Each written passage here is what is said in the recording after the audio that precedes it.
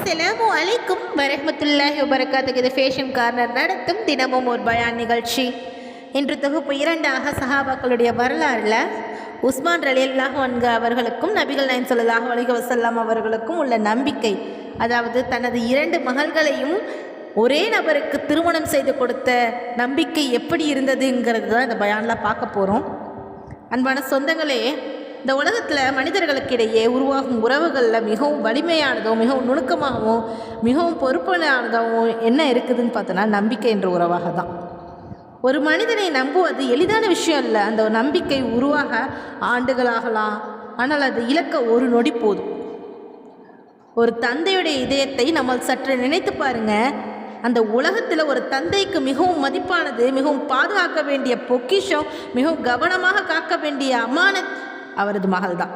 அந்த மகளை யாரிடம் கொடுக்கிறார் என்பது சாதாரண குடும்ப தீர்மானம் அல்ல, அது ஒரு வாழ்நாள் நம்பிக்கையின் அறிவிப்பு.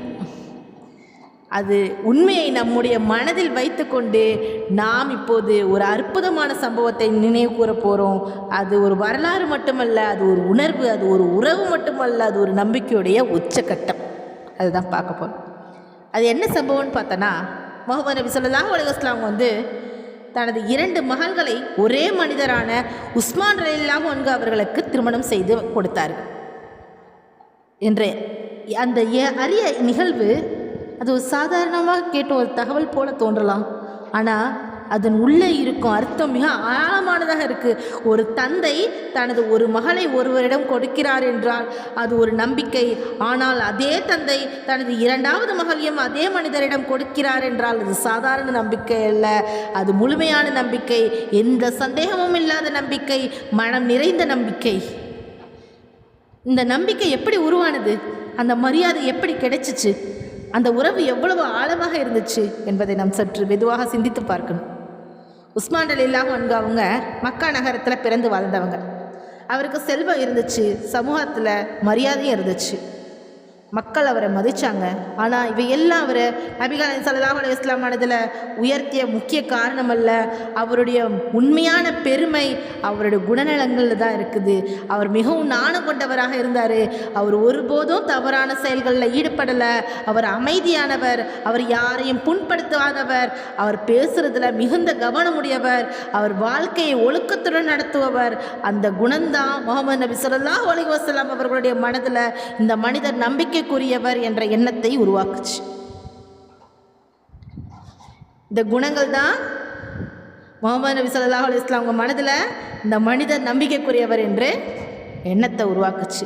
அதனால்தான் நபிகள் நாயகம் ஸல்லல்லாஹு அலைஹி வஸல்லம் தங்களுடைய மகள் ருக்கையா ரலியல்லாஹு அன்ஹா அவர்களை உஸ்மான் ரலியல்லாஹு அவங்களுக்கு திருமணம் செஞ்சு வச்சாங்க. இந்த திருமணம் ஒரு குடும்ப உறவு மட்டுமல்ல, இது ஒரு நம்பிக்கையின் தொடக்கம். ஒரு தந்தை தனது மகளை ஒருவரிடம் ஒப்படைக்கும் போது அவர் உள்ளத்தில் என்ன இருக்கிறது தெரியுமா? இந்த மனிதர் என் மகளை பாதுகாப்பாக வைத்துக் கொள்வார், இந்த மனிதர் அவளை காப்பாற்றுவார், இந்த மனிதர் அவளுக்கு துன்பம் தரமாட்டார் என்ற நம்பிக்கை. இந்த நம்பிக்கை தான் அந்த திருமணத்தின் அடித்தளம். ஆனால் வாழ்க்கை எப்போதும் ஒரே மாதிரியாக இருக்காது. சோதனைகள் வரும். அந்த சோதனைகள் தான் மனிதர்களில் உண்மையான நிலையை வெளிப்படுத்தும். ருக்கையா ரலியல்லாஹு அன்ஹு அவர்கள் நோயுற்றார்கள். அந்த நோய் கடுமையாகி இறுதியில் அவர் மறைந்தார்கள். இந்த நிகழ்வு உஸ்மான் ரலியல்லாஹு அவங்களுக்கு மிகப்பெரிய துயரத்தை கொடுத்துச்சு. அவங்க மனமுடைந்து அவங்க வாழ்க்கையில் ஒரு பெரிய வெற்றிடம் உருவாச்சு. அந்த நேரத்தில் நபிகள் நாயகம் ஸல்லல்லாஹு அலைஹி வஸல்லம் அவரை பார்த்து அவருடைய துயரத்தை உணர்ந்தாங்க. இங்கே தான் இந்த உறவுடைய ஆழம் வெளிப்படுத்தி சில காலத்திற்கு பிறகு நபிகள் நாயகம் ஸல்லல்லாஹு அலைஹி வஸல்லம் ஒரு முடிவெடுத்தாங்க. அவங்க தங்களுடைய மற்றொரு பெண்களாகிய மகளாகிய உம்மு குல்சும் ரலியல்லாஹு அன்ஹா அவர்களை மீண்டும் உஸ்மான் ரலியல்லாஹு அவங்களுக்கு திருமணம் செஞ்சு கொடுத்தாங்க. இந்த ஒரு முடிவு ஒரு பெரிய அறிவிப்பு. இந்த உலகத்தில் ஒரு தந்தை இப்படி செய்வது மிகப்பெரிய அரிது. அது ஏன் நடந்துச்சு? ஏன்னா உஸ்மான் ரலியல்லாஹு அன்ஹு அவங்க அந்த நம்பிக்கைக்கு தகுதியானவங்க. அவங்க ஒரு நல்ல கணவர், அவர் ஒரு நல்ல மனிதர், அவர் ஒரு நல்ல பொறுப்பாளர், அவர் ஒரு நம்பிக்கையை காப்பாற்றியவர். அதனால தான் அந்த நம்பிக்கை மீண்டும் அவரிடம் கொடுக்கப்பட்டுச்சு. இந்த சம்பவம் நமக்கு ஒரு பெரிய பாடம் கற்பிக்கிறது. ஒரு மனிதன் செல்வத்தால் பெரியவனாக மாட்டான், ஒரு மனிதன் பதவியால் உயர்ந்தவனாக மாட்டான்.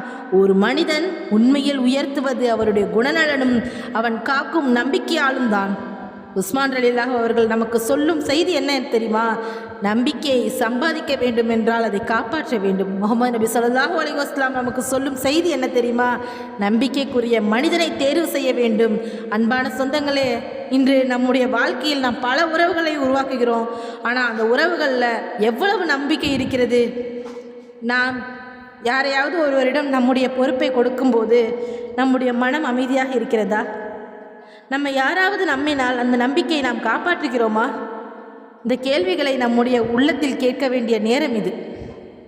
உஸ்மான் ரலியல்லாஹு அன்ஹு அவங்க நம்பிக்கையை காப்பாற்றினாங்க.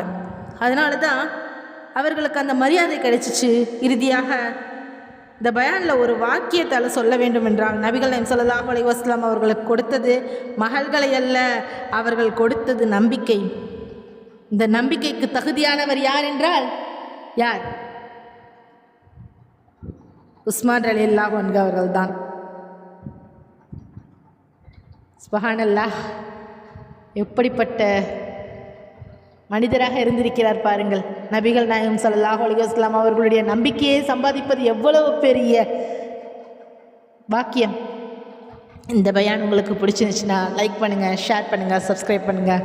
மீண்டும் ஒரு அழகிய பயானுடன் அடுத்த வாரம் உங்களை சந்திக்கிறேன். அஸ்ஸலாமு அலைக்கும் வரஹ்மத்துல்லாஹி வபரகாத்துஹு.